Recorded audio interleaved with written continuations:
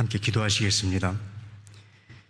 살아계신 하나님 아버지, 오늘 또 창조의 숨결로 역사하시며 온 세상을 열어주신 우리 주님을 찬양하며 경배합니다. 주님께서 주신 생명과 오늘이라는 이 귀한 선물을 안고 이 시간도 주님을 예배합니다. 이 땅의 모든 피조물이 창조의 질서를 따라 피어나고 자라고 열매 맺는 것처럼 우리 또한 주님의 거룩한 뜻 안에서 뿌리 내리고 자랄 수 있기를 간절히 소망합니다. 오늘은 성령 강림 주일과 함께 환경 선교 주일로 함께합니다. 성령께서 이 땅에 강림하신 날 불의 혀처럼 갈라진 것이 임하며 각 사람 위에 머물렀고 사람의 마음과 말이 열리고 두려움이 사명으로 바뀌던 하늘의 능력이 임한 날을 우리가 기념합니다. 그날의 그 불꽃이 오늘 이 시간 우리의 심령에도 임하시옵소서. 다쳤던 우리의 마음이 열리고 잠들었던 양식이 깨어나며 묻어진 믿음이 다시 뜨거워지는 성령의 시간이 되게 하옵소서. 우리를 굽어 살피시는 하나님 아버지, 이 나라 이 민족 가운데에도 성령의 위로가 충만하게 부어지기를 소망합니다.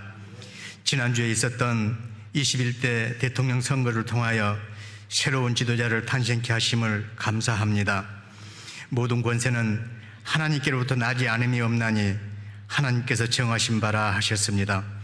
세워주신 대통령을 비롯한 모든 지도자들에게 하늘의 지혜와 능력을 주셔서 하나님의 강력한 통치를 받게 하옵소서.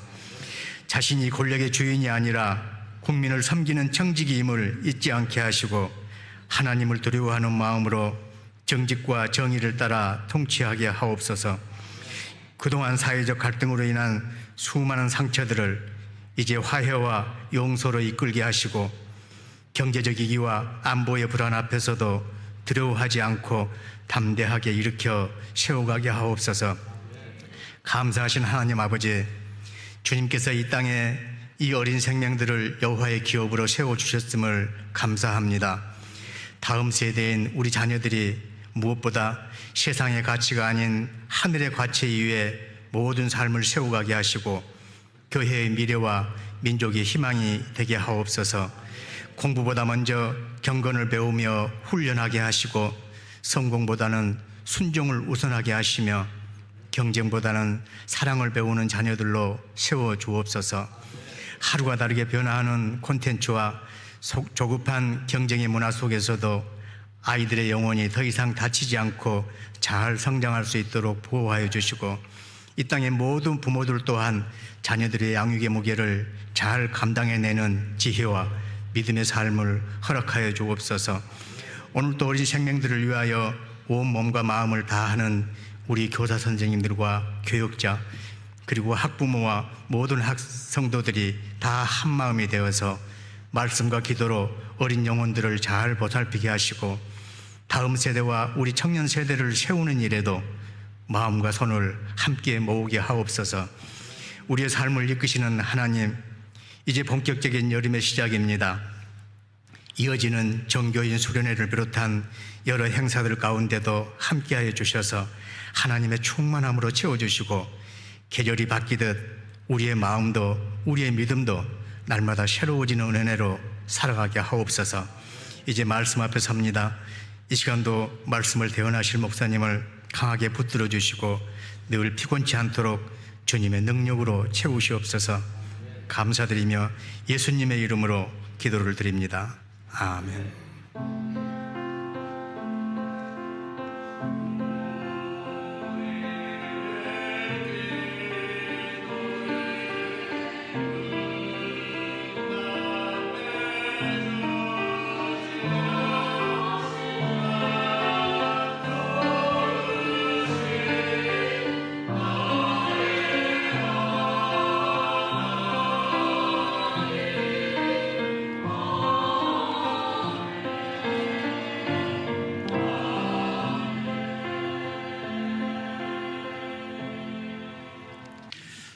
성령 강림 주일이자 환경 선교 주일인 오늘 우리에게 주신 하나님 말씀은 구약 성서 창세기 16장 16절에서 17장 3절까지 말씀입니다.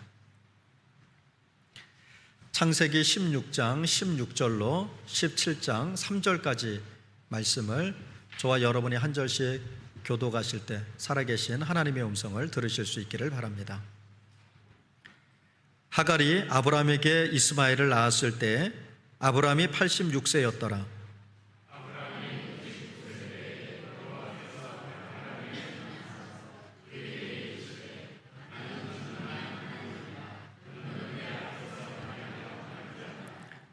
내가 내 언약을 나와 너 사이에 두어 너를 크게 번성하게 하리라 하시니 아브라함이 엎드렸더니 하나님이 또 그에게 말씀하여 이르시되 아멘.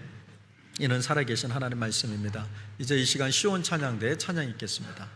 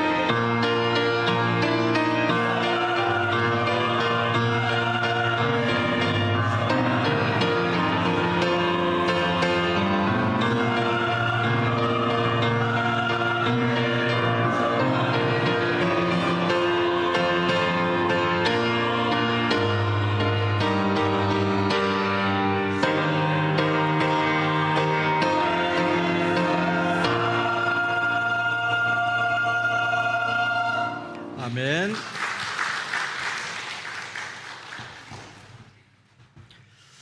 여러분 살아가시면서 혹시 하나님이 침묵하고 계신다라고 느끼실 때가 있으셨습니까? 우리가 하나님 앞에 기도하는데도 하나님이 아무런 말씀을 하지 않으실 때, 또 말씀을 읽어도 남들은 그 말씀 안에서 하나님 내게 주시는 말씀으로 받고 듣고 한다라는데 나에게는 그런 은혜가 없습니다. 또 예배를 드려도 감동이 없습니다. 처음 하나님이 나를 불러주셨을 때, 내가 예수 믿을 때만 해도 예배가 늘 기다려지고 또 하나님 앞에 나와서 예배하는 시간만큼 기쁘고 즐거운 시간이 없었는데, 신앙생활을 한 지 벌써 오래되었지만 점점 내 마음이 무뎌져서 하나님 앞에 예배하는데 감동도 없고 감격도 없고 기다림도 없고, 그러면서 점점 삶의 자리가 좀처럼 풀리지 않을 때, 이 조용한 시간, 하나님이 침묵하고 계신다라고 느끼지는 않으셨습니까? 그러나 사실 그 시간은요, 하나님이 계시지 않은 것이 아니라 하나님이 아무 말씀하지 않으셔서 우리는 더 두려운 겁니다.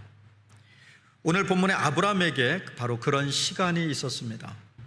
하나님께서 무려 13년 동안이나 아브라함에게 아무런 말씀도 하지 않으셨던 시간, 그 침묵의 시간이 오늘 우리에게 어떤 의미가 있을까라고 하는 겁니다. 그리고 오늘 본문에서는 13년의 침묵을 깨고 다시 아브라함을 찾아오신 하나님, 또 그 하나님은 우리에게 어떤 하나님이실까라고 하는 겁니다.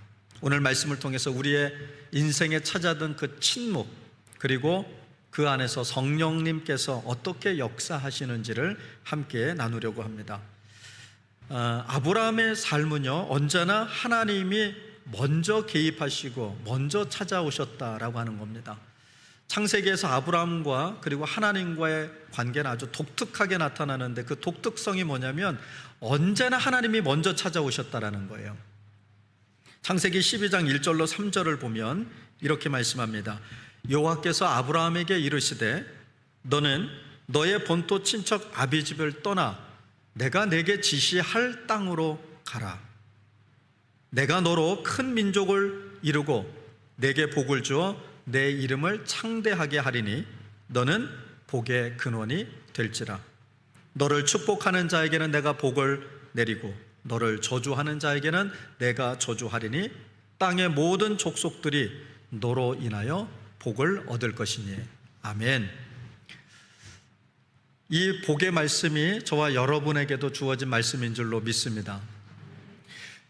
이렇게 주님이 먼저 아브라함을 찾아오셔서 아브라함에게 복을 주시겠다라고 약속하셨어요. 그러니까 아브라함이 하나님께 매달려서 받은 복이 아닙니다.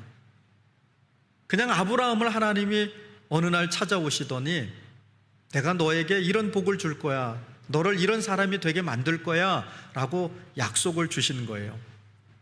이처럼 하나님은요, 아브라함의 인생에 늘 먼저 찾아오셨습니다. 먼저 찾아오셔서 말씀하셨고, 그리고 그의 인생을 인도하셨어요. 그런데 이런 흐름이 창세기 16장에 가서 갑자기 멈추게 됩니다.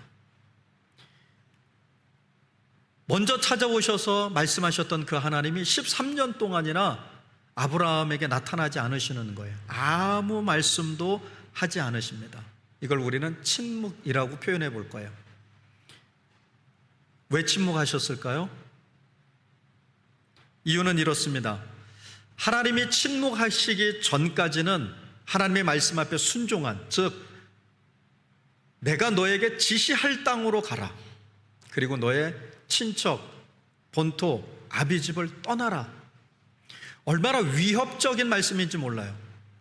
그럼에도 불구하고 아브라함은 하나님의 말씀이 임했기 때문에 순종했습니다. 그래서 응답하여 친척, 아비, 본토를 떠납니다. 그랬던 아브라함이 먼저 찾아오셔서 복을 주시는, 또 복에 약속하셨던 그 하나님의 말씀이 더디게 임하자 자신의 방식으로 해결책을 찾아 나섭니다. 그게 어떤 사건이죠? 바로 사라를 통해서 약속하신 하나님의 복을 기다리지 못하고 사라가 더 이상 아이를 출산할 수 없게 되자 하갈을 통해서 아들을 얻습니다. 그 아들 이름이 뭐죠? 이스마엘입니다. 그리고 오늘 본문에서는 아브라함 86세에 하갈을 통해서 이스마엘을 얻었다라고 말씀을 합니다. 그리고 하나님이 다시 나타나시는 때가 아브라함 몇 세 때요? 99세 때요. 그러니까 13년 동안은 하나님이 아무 말씀을 하지 않으셨는데, 그 이유가 뭐냐 하고 봤더니 하나님이 누구를 통해서 아들을 주시고 누구를 통해서 자손을 이어가게 하신다고 말씀하셨죠? 사라를 통해서예요. 그런데 아브라함이 보니까, 또 사라도 자기 스스로를 돌아보니까 생물학적으로 더 이상 아이를 생산할 수 없는 상황이 돼버린 거예요. 그래도 하나님이 뭐라고 약속하셨죠? 사라를 통해서 주시겠다고 약속을 했어요. 그러면 우리는 어떻게 해야 됩니까? 기다려야 합니다. 하나님이 약속하셨으니까요. 그런데 사라는 하나님의 약속을 기다리지 못해요. 그래서 아브라함에게 하갈을 들여보냅니다. 그러면 사라 입장에선 그럴 수 있다고 쳐요. 하지만 아브라함은 이때 어떻게 해야 됩니까? 자, 여러분이 아브라함이에요. 그리고 제가 사라예요. 여봉, 나는 더 이상 아이를 낳을 수 없으니까 이제 하갈에게서 아들을 얻으면 좋겠어요 라고 했어요. 여러분 뭐라고 대답하실 거예요? 안 돼! 왜 안 돼요? 하나님이 하갈이 아니라 당신을 통해서 나에게 아들을 주시고 그리고 자손을 이어가게 하신다고 약속하셨기 때문에 안 돼라고 얘기해야 되는데 아브라함이 어떻게 해요? 이건 제 표현이에요. 얼씨구나 하고 하갈을 받아들입니다. 그리고 놀랍게도 사라는 그렇게 애쓰고 노력했는데도 아이가 생기지 않는데 하갈은 어쩌면 그렇게 아이도 잘 낳는지 그리고 아들을 덥석 낳았네요. 여러분, 이때 하나님이 더 이상 아브라함에게 아무 말씀을 하지 않고 침묵하십니다. 그리고 그 기간이 무려 13년 동안이나 이어집니다. 이유는 간단합니다. 아브라함은요, 하나님의 말씀에 의지하지 않고 자기 방식으로 하갈을 취해서 이스마엘을 얻었다는 거예요. 그러니까 하나님이 약속하지 않으신 게 아니잖아요. 하나님의 약속이 있었음에도 불구하고 하나님을 신뢰하고 기다리는 것이 아니라 하나님의 약속을 잊어버린 채 자신의 방식으로 해결하려고 했다라는 겁니다. 여러분, 우리가 신앙생활하면서 가장 두려운 시간은요, 하나님이 아무 말씀도 하지 않으시는 시간이에요. 하나님은 안 계신 분은 아니시잖아요. 그건 다 믿으시죠? 주님이 내게 말씀하시지 않을 뿐이지 주님이 그렇다고 해서 안 계신 게 아닙니다. 그러니까 주님이 안 계셔서 두려운 게 아니에요. 주님은 계시지만 내게 말씀을 하지 않는 게 우린 두려운 겁니다. 아무리 기도하는데도 응답이 없는 것 같은 시간들이 있죠. 말씀이 내게 오지 않는, 아무리 말씀을 들어도 우리가 시쳇말로 은혜가 안 돼요. 그 말 같고 예배해도 감동이 없고 점점 하나님이 멀게만 느껴집니다. 그러나 성도 여러분, 그 시간은 하나님이 부재하시는 시간이 아니라 하나님이 우리를 다듬고 계신 시간이라는 거예요. 하나님은 어때요? 말씀하지 않으셔도 여전히 우리 안에서 역사하십니다. 13년의 시간은요, 아브라함에게 결코 낭비의 시간이 아니었습니다. 그 시간 동안 아브라함은 이스마엘을 아들로 또 하나님이 주신 그 복이라고 생각하며 열심히 키웠을 거예요. 그리고 아마도 하나님의 계획이 이스마엘을 통해서 이루어지는 게 아닐까라고 착각했을 겁니다. 왜냐하면 13년 동안에도 사라에게선 아들이 생기지 않았기 때문에요. 그러나 하나님은 침묵하시면서 말씀하신 거예요. 뭐라고요? 그 길이 내 길이 아니란다. 그건 내 방법이 아니란다 하고 이미 우리에게 13년 동안이나 말씀하고 계셨던 거예요. 이 침묵은 하나님께서 아브라함의 자기 주도적인 신앙을 제거하고 믿음의 깊이를 만들어가는 시간이었습니다. 여러분, 우리가 살아온 삶의 시간에도 그런 침묵의 계절이 있습니다. 특별히 많은 성도님들의 자녀 구원을 놓고 기도하죠. 또 자녀들의 일을 놓고 기도합니다. 그런데 어때요? 다른 일에는 하나님이 그렇게도 빨리 응답을 주시는데 자녀들 문제만큼은 왜 그렇게 더딘지, 우리 교인들 중에서도 계시고 제가 목회했던 여러 교회 교인들 중에 기도 제목 1번이 뭐냐? 자녀의 영혼 구원이에요. 하나같이 하시는 말씀, 어려서는 그렇게 교회를 열심히 다녔는데 아이가 청년이 되고 결혼을 하고 그러더니 하나님을 떠났어요 라는 얘기예요. 그러면서 여러분, 자녀의 구원을 놓고 열심히 기도하는데 5년이 지나 10년이 지나 그래도 자녀들이 돌아오지 않는 거예요. 그럴 때 어떤 생각이 듭니까? 하나님이 내게 침묵하신다라는 생각이 들죠. 또 사업의 실패하려고 사업하는 사람이 누가 있어요? 다 성공하고 싶어서 하는 사업들이잖아요. 누군가 여기에 투자하면 잘 될 거야. 그리고 알아봤더니 정말 잘 된 사람들이 있는 거죠. 그래서 거기에 투자했는데 왜 내가 하는 일들만 안 돼요? 남들은 잘만 돼요. 또 건강에 고통을 받습니다. 건강을 안 챙긴 것도 아닙니다. 하나님 앞에 열심히 예배하면서 신앙생활 잘하면서 하나님 건강 주시라고 기도하고 나름대로 건강을 지키려고 노력했는데 어느 날 갑자기 내게 질병이 찾아옵니다. 이때 우리는 하나님이 침묵하신다라고 느끼는 거죠. 그러나 지금 돌아보면 그 시간이 가장 아름답게 나를 다듬는 시간이었다라고 하는 걸 우리는 깨닫게 됩니다. 여러분, 13년 만에 하나님이 다시 아브라함을 찾아오셨어요. 그리고는 찾아오셔서 뭐라고 얘기하십니까? 나는 전능한 하나님이라. 너는 내 앞에서 완전히 행하라. 여러분, 여기엔 두 가지 중요한 진리가 담겨 있어요. 13년 만에 찾아오신 하나님이 왜 아브라함에게 나는 전능한 하나님이다 라고 말씀하셨을까요? 하나님이 약속하셨던 사라를 통해서 자녀를 주시겠다라는 그 약속을 믿지 못하는 아브라함. 왜 믿지 못했어요? 사라에게서 더 이상 아이를 낳을 수 없는, 생물학적으로 아이를 할 수 없는 때가 되었기 때문이에요. 그러나 우리 하나님은 닫힌 문도 여시는 분이라는 겁니다.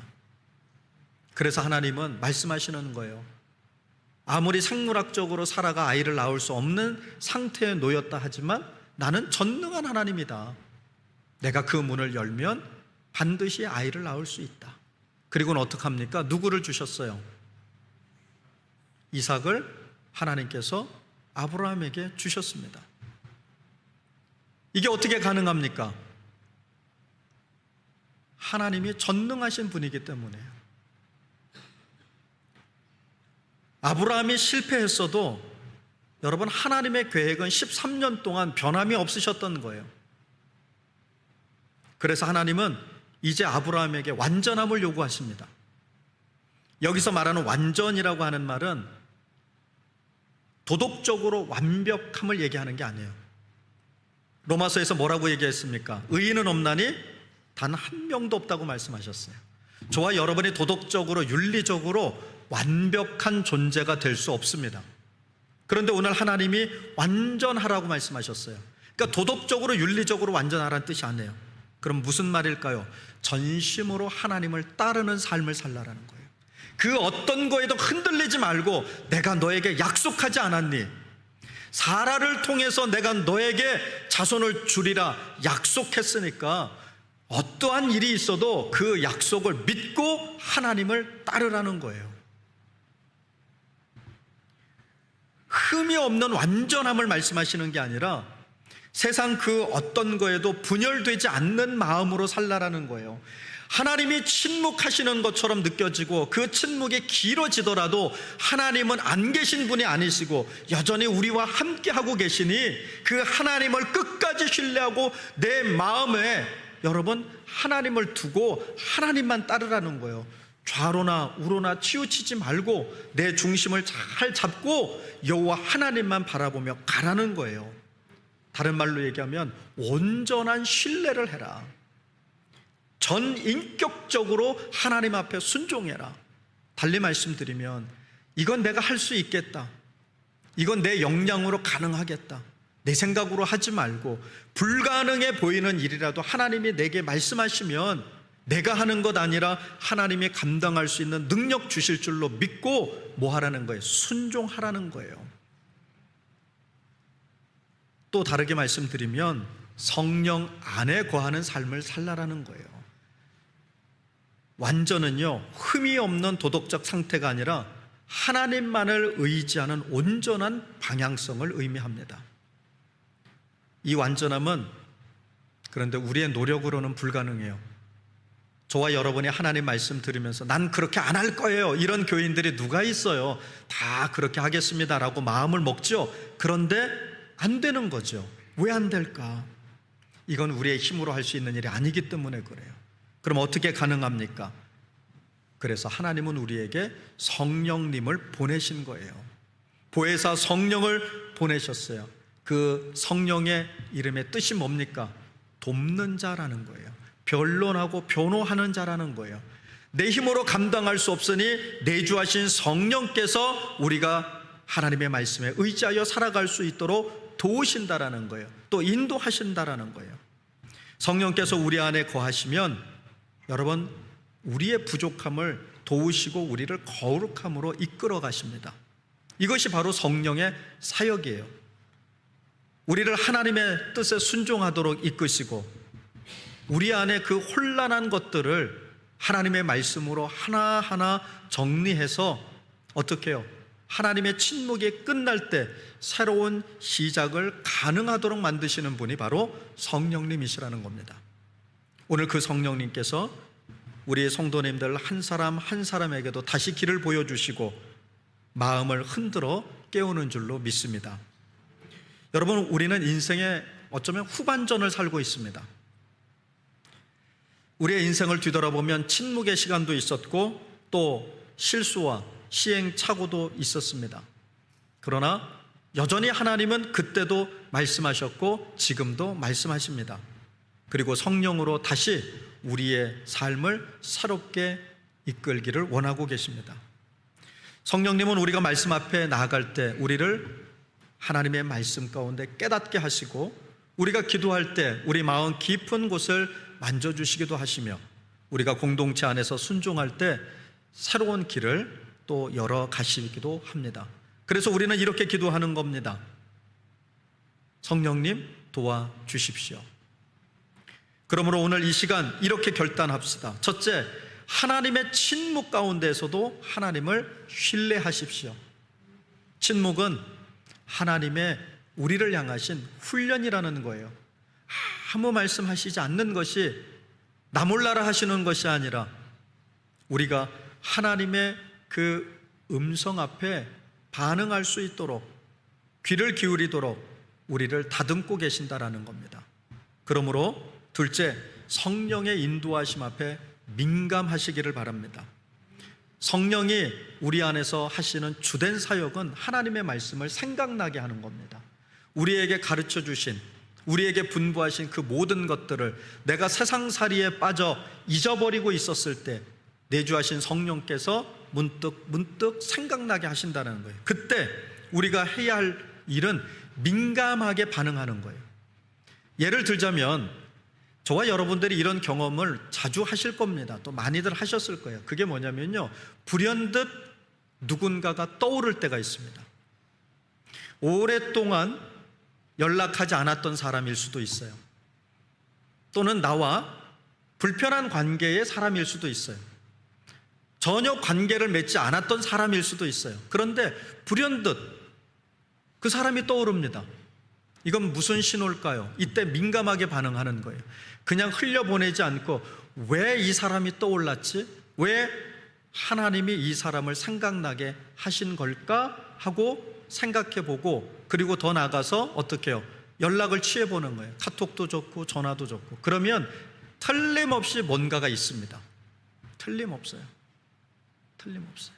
저는 목회를 하면서 이런 일들을 자주 경험합니다. 자주 경험합니다. 갑자기 떠오르게 하는 성도들이 있어요. 그리고 그분에게 전화하거나 카톡을 보내면 틀림없이 무슨 일이 있어요. 목사님 어떻게 알고 전화하셨어요? 누가 얘기했어요? 성령님이 하신 거죠. 그런데 이와 반대되는 경우도 있어요. 떠올랐는데 그냥 무시하고 지나치는 겁니다. 그러곤 뒤에 가서 보면 그분에게 어떤 일이 있었던 거예요. 여러분, 우리가 성령이 내주하시고 역사하시는 걸 너무나 여러분 흔히 말하는 영적인 걸로만 생각하지 마세요. 우리의 일상에서 성령님이 우리에게 말씀하십니다. 그럴 때 우리는 민감하게 반응할 필요가 있어요. 세 번째로는 믿음으로 다시 순종하는 겁니다. 전능하신 하나님 앞에서 온전하게 걷는 삶을 선택하는 거예요. 그리고 이렇게 기도합니다. 성령님, 나를 깨워주십시오. 나를 인도하소서. 나로 하여금 순종하게 하소서. 여러분, 성령님을 통해 하나님은 지금 여기 계십니다. 우리는 그것이면 충분합니다. 기도하겠습니다. 하나님, 우리 인생에도 아브라함처럼 침묵의 시간이 있었음을 고백합니다. 그 시간 동안 우리는 때로 지치고 때로 포기하고 싶을 때도 있었습니다. 그러나 그 시간이 헛되지 않았음을 믿습니다. 오늘 성령 강림 주일에 다시 우리 가운데 말씀하시고 다시 길을 비추어 주시는 성령님을 사모합니다. 우리 안에 하나님의 음성을 분별하는 민감함을 주시고 그 침묵을 견디며 기다릴 수 있는 믿음을 허락해 주옵소서. 그리고 무엇보다 성령의 인도하심을 따라 남은 삶을 하나님 앞에서 온전히 살아가는 우리 모든 믿음의 식구들이 되게 하여 주옵소서. 감사히 예수님의 이름으로 기도를 드립니다. 아멘.